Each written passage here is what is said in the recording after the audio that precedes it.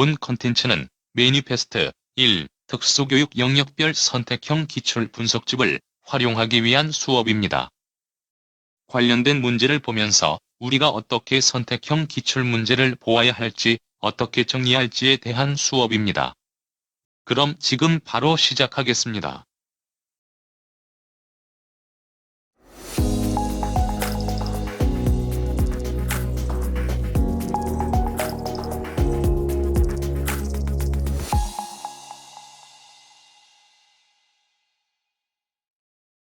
자, 이제 볼 내용은 7번째 챕터인 시각장애 교육입니다. 이 시각장애 교육 같은 경우에는 일단 지금 시각장애는 선택형 기출 문제보다는 서답형 기출 문제에 나오는 내용들이 최신 내용이기 때문에 지금 보고 있는 내용보다는 당연히 서답형 기출문제에 나와 있는 내용을 우선으로 기억해 주실 필요가 있습니다. 특히 다른 과목보다는 이 시각장애가 트렌드가 좀 많이 바뀌어가지고요. 여기서 많이 나오는 이 다빈출 영역 부분과 관련된 관련 강론서 내용이 상당히 많이 바뀌었어요. 그래서 여기 나와 있는 내용보다는 최근에 나온 내용 위주로 기억해 주셔야 되고, 얘네들 같은 경우는 이런 것들이 나왔구나 정도만 확인하시면 됩니다. 마찬가지로 이 마인드맵을 활용할 때에도 최신 내용 위주로 여러분들이 확인하시면 제일 좋습니다. 자, 그러면 문제를 좀 보도록 할게요. 자, 문제를 보니까 세 번째 섹션 안질환과 교육적 조치 내용에 수정체 질환과 관련된 내용이 나와 있죠. 자, 문제를 보니 백색증과 관련된 내용이 나와 있습니다. 알다시피 이 백색증 같은 경우에는 멜라닌 색소 부족 때문에 생기는 거고요. 따라서 얘네들 가장 큰 특징이 뭐였냐면 우리가 알고 있는 이 빛 조절을 하지 못하는 게 가장 큰 특징이었습니다. 그래서 얘네들 같은 경우에는 중재 방법이 전부 다 뭐 블라인드라든지 아니면 챙이 있는 모자 쓰는 건지 아니면 선글라스 끼는 이런 쪽의 내용들로 집중해서 제가 보라고 말씀을 드렸죠. 자, 그러면 이 백색증으로 인한 시각장애가 있는 학생의 교육을 위해 교사가 할 조치로 가장 적절한 걸 물어봅니다. 자, 이러한 문제 같은 경우에는 소위 말해서 주어 부분과 서술어 부분의 매칭을 좀 잘 봐야 되고요. 뭐 이 문제는 지금 앞에 나와 있는 주어 부분을 바꿔버리면 이게 특정한 안질환과 관련된 교육적 조치에 해당하는 경우가 많거든요. 그런 내용으로 좀 살펴보도록 하겠습니다. 자, 1번 백색증은 안압 상승을 초래하므로 학생에게 정기적으로 안약을 넣도록 지도한다 이렇게 되어 있죠. 뭐 알다시피 우리가 배웠던 내용 중에서 여기 나와 있는 안압과 관련된 내용은 누가 있다? 녹내장이 있습니다. 그래서 지금 1번 내용은요, 녹내장 내용으로 정리하시면 됩니다. 그래서 녹내장은 안압 상승을 초래하므로 학생에게 정기적으로 안약을 넣도록 지도한다. 만약에 안약을 넣으면 어떤 일이 발생한다? 때에 따라서는, 지금은 그렇지 않지만 때에 따라서는 동공이 팽창되기 때문에 적절한 조도를 사용해야 된다는 해당 내용을 좀 여러분들이 기억하시면 될 것 같습니다.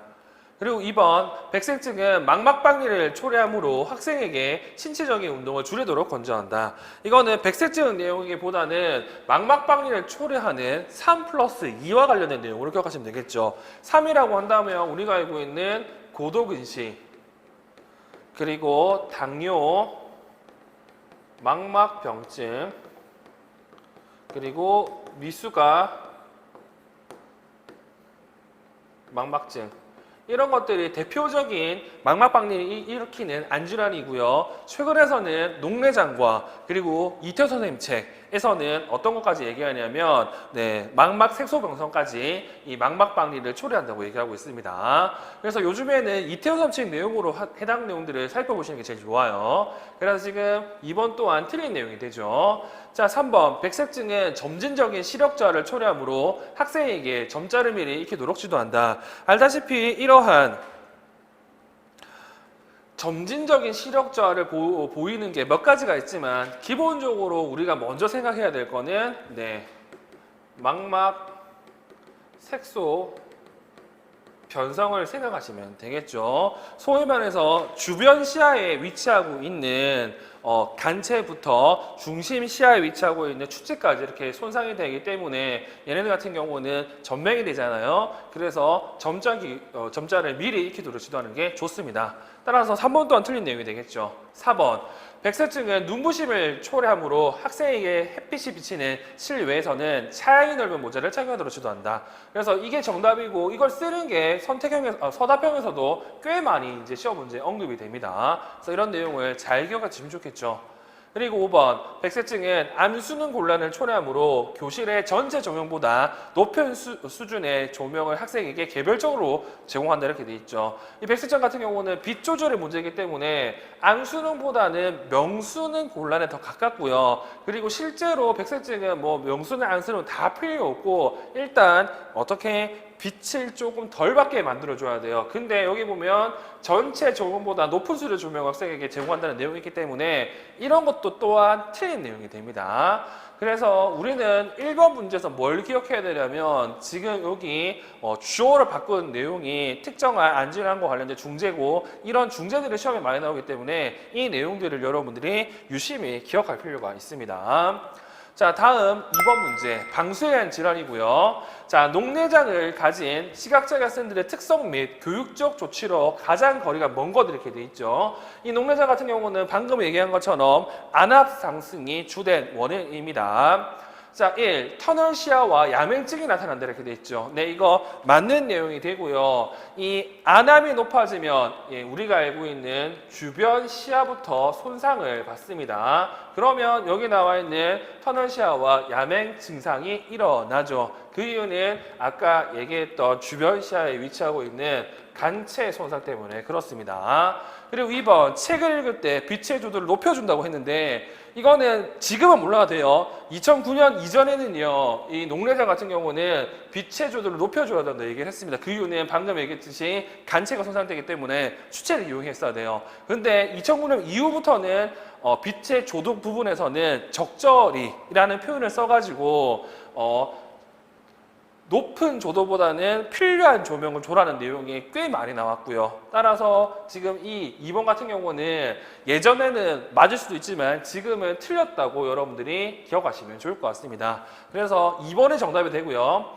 3번, 안구가 늘어나고 각막이 커지기 때문에 거대 각막이라고 한다. 네, 이게 우리가 알고 있는 녹내장의 특징 중에 하나였죠. 그리고 시야가 좁은 학생은 보행에 어려움이 있으므로 보행 지도를 한다. 그 이유는 이렇게 터널 시야를 보이기 때문에 주변 시야에 어려움이 있기 때문에 뭘 해야 된다고 보행 지도를 필요로 할 수 있습니다. 그리고 5. 약물을 복용하는 학생은 감각에 둔해질 수 있으므로 감각 훈련을 실시한다 이렇게 있죠. 그래서 여러분들이 기억할 건 여기 나오는 것처럼 약물을 복용할 수는 있어요. 한다고 하면 어떻게 모든 사람들은 다 그렇진 않지만 감각에 둔해질 수 있으므로 그런 학생들에게는 감각 훈련을 실시를 해야 됩니다. 그리고 이거는 시험 문제 이렇게 나올 수도 있기 때문에 알아야 될 건 이렇게 감각에 둔해질 수 있기 때문에 당연히 이 점자 관련된 이러한 촉각 교수에서는 불리함을 가지고 있었다는 것 정도는 여러분들이 기억하시면 좋을 것 같습니다. 자, 다음 3번 문제를 좀 보도록 할게요. 3번 문제를 보시면 D 중학교에 재학 중인 학생 A는 미수가 망막증으로 양안의 교정 시력이 0.04에 이렇게 되어 있죠. 자, 이거 같은 경우에는 여러분들이 뭘 아셔야 되느냐? 일단 미수가 망막증 같은 경우 가장 큰 특징이 뭐다? 방금 얘기했듯이 망막 박리가 가장 큰 특징입니다. 따라서 신체 운동, 특히 머리에 충격을 주면 안 되겠죠. 자, 그리고 교정 시력이 0.04가 이렇게 나와 있는데 뭐 이거 같은 경우에는 예전에는 이걸 가지고 뭘 많이 물어봤냐면 소위 말해서 장애복지법상에 나와 있는 등급을 많이 물어봤어요. 근데 지금은 이 등급을 물어볼 수 없다는 것 정도는 여러분들이 기억하시면 좋습니다. 그 이유는 요즘 같은 경우는 어떻게 나온다고? 네, 자기가 심한 장애인 이렇게 나오고요. 그 기준이 0.06 예전 상급에 해당하는 정확하게 예전 상급에 해당하는 내용이라는 것 정도만 여러분들이 기억하시면 좋을 것 같습니다. 자, 그래서 특수교사는 다음과 같은 안내문을 만들었다. 기역 리을에서 옳은 내용만을 모두 골라라 이렇게 되어 있습니다. 자, 그러면 기억 내용을 좀 보도록 할게요. 학생 A의 시력은 한천석 시 시력표를 읽을 때 4m 앞에서 시력 기준 0.1에 해당하는 숫자를 읽을 수 있는 수준이므로 이렇게 되어 있습니다. 자, 우리가 알고 있는 이렇게 원거리 시력 검사를 할 때 한천석, 진용한 시시록표를 이해할 수 있어요. 근데 한천석 같은 경우에는 알다시피 이게 5m짜리가 있고요, 3m짜리가 있거든요. 그러면 이거 지금 4m 앞에서 읽었다 하기 때문에 이거는 3m가 아니라 5m짜리라는 걸 알 수가 있습니다. 쉽게 얘기해서 시시록표에서 기준거리가 5m예요. 그러면 5m에서 지금 0점의 시표를 못 읽으면 쓸 수 있는 방법이 미터 단위당 앞으로 와가지고 가장 위에 있는 0점의 시표를 읽는 방법이죠. 그러면 얘 같은 경우에는 5m 거리에서 4m를 읽었다고 하면 보통 5분의 4분의 1 곱하기 0.1 해서 얻을 수 있는 시력을 나타낼 수가 있습니다. 이렇게 하면 얼마가 나온다? 0.08이 나오죠. 그렇기 때문에 지금 0.04라 한 내용이므로 지금 기억은 틀린 내용이 된다는 걸 확인할 수가 있어요. 자, 그리고 니은 공간에 대한 이해를 돕기 위해 확대 자료 또는 촉지도를 활용하시면 되는데 라고 이렇게 되어 있습니다. 자, 알다시피 보통 0.03 기준으로 뭘 가르친다고? 점자를 가르치거든요. 그러면 이 점자를 가르친다는 뜻은 소위 말해서 시각으로 얻을 수 있는 정보가 작다라고 이제 기억하시면 되겠죠. 자, 그래서 여기 나와 있는 촉지도도 활용할 수가 있고요. 얘 같은 경우에는 알다시피 0.03이라고 하면 무조건 점자를 가르치는 것도 아니기 때문에 어느 정도는 우리가 알고 있는 확대 자료 같은 경우도 사용하시면 좋을 것 같다고 생각할 수도 있습니다. 그래서 지금 니은 같은 경우는 맞는 내용이 된다는 거. 그리고 니은은 진짜 재밌는 거 위에 보시면 이렇게 확대해주면 좋다는 표현도 들어가 있잖아요. 그렇게 보면 당연히 확대 자료도 맞는 내용이 되겠죠. 자, 그리고 디귿. 시각장애 학교 체육과 교과서 및 지도서를 사용하시면 도움이 되는데 일반 중학교 체육과와는 달리 표현 활동 영역이 제외되어 있습니다. 이거 같은 경우는 몰라도 되지고 이거 동일하다고 생각하시면 되겠죠. 그래서 지금 니은은 맞고 디귿은 틀린 내용이 됩니다. 그리고 리을. 이 리을 같은 경우도 중등에서 종종 이 골볼이 나왔는데 현재는 잘 안 나오고요. 그렇게 생각하시면 됩니다. 뭐 완벽하게 알다시피 전맹으로 보이는 사람이 별로 없거든요. 그래서 어떻게 하냐면 우리가 알고 있는 핸드볼 크기보다 약간 더 큰 골대를 놔둬놓고 안대를 쓴 상태에서 소리가 나는 공을 굴려가지고 그거를 막는 게 골볼이에요. 그래서 모든 선수가 안대를 하고 공의 소리를 들으면서 경기하는 구기 종목이므로 일반 학생들과 함께 경기를 할 수 있지만 학생 A는 망막박리 위험이 있으므로 조심해야 된다는 내용이 나와 있죠. 그래서 지금 여기 나와 있는 골볼이 어떤 형태인지를 확인하시면 되고요. 그리고 이 골볼 같은 경우에는 방금도 얘기했지만 공을 굴려가지고 이렇게 막는 건데 저 공 진짜 아파요. 한번 맞아보시면 아시겠지만 정말 아프거든요. 그래서 머리 같은 데 맞으면 정말 아파요. 그렇기 때문에 망막박리가 있는 유승호 망막증인 A 같은 경우는 조심해야 됩니다. 그래서 리을이 맞는 내용이 되고 따라서 니은과 리을이 정답인 2번이 정답이 된다는 것 정도는 여러분들이 확인하시면 좋을 것 같습니다. 그래서 여기 나와 있는 이 내용들을 좀 기억하시면 좋을 것 같아요. 어떤 내용? 개인적으로 공간에 대한 이해의 돕기위해서 확대 자료, 촉지도를 이용하면 좋다. 특히 촉지도 같은 경우는 이 공간에 대한 이해가 우리가 알고 있는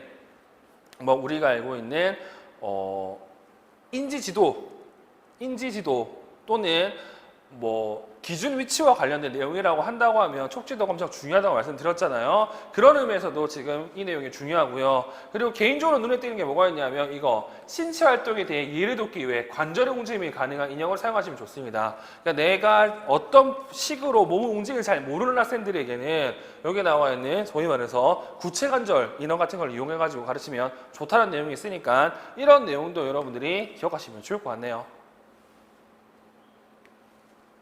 자, 다음 문제 넘어가도록 할게요.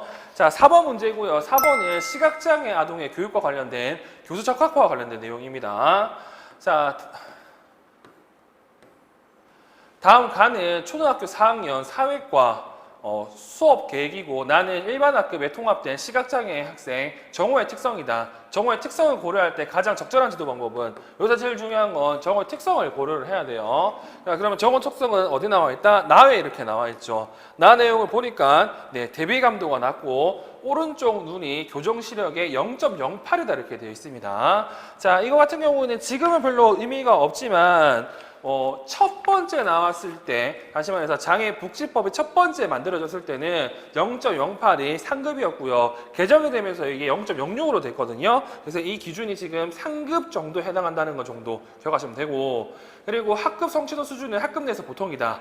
그리고 가까이 있는 사본은 볼 수 있지만 멀리 있는 사본은 거의 보지 못한다. 이거 우리가 알고 있는 용어로 뭐라고 한다? 가까이 있는 걸 보기 때문에 근시라고 이렇게 얘기할 수 있다는 거.